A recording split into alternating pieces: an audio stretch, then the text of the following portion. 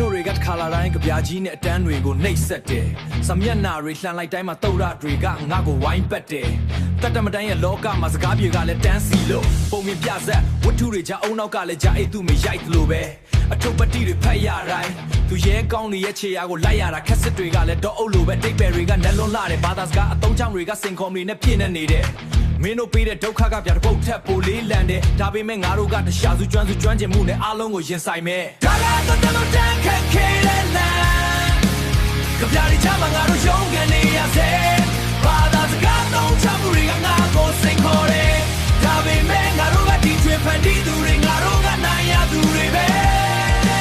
Set the great energy we never stop we never fall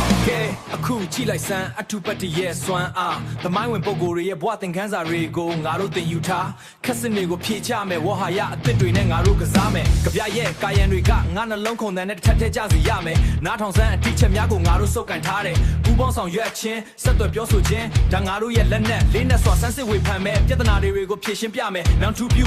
ကြည်ရထူးပြူတတ်တာစီးမြင်းတွေကြငါတို့ရှောက်လမ်းမယ်ဒါကစာအုပ်ထဲကစာတွေတင်မဟုတ်ဘူးငါတို့ဘဝရဲ့စပြူခြင်းပဲဒါကသတ်တန်းခက်ခဲတဲ့လမ်း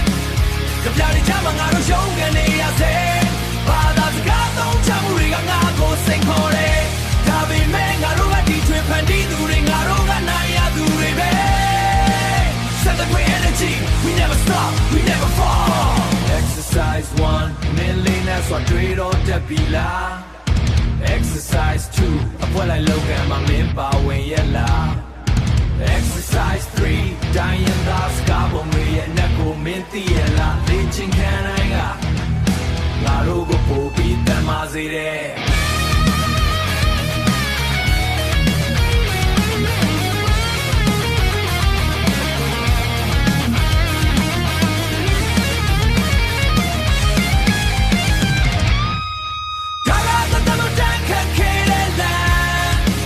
ကြပြရီချမှာငါတို့ရုန်းကန်နေရစေ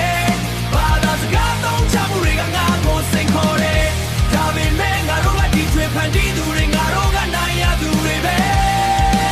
Set the great energy we never stop we never fall ကြပြစကားပြေတတ်တာ Set the great difficulty reloaded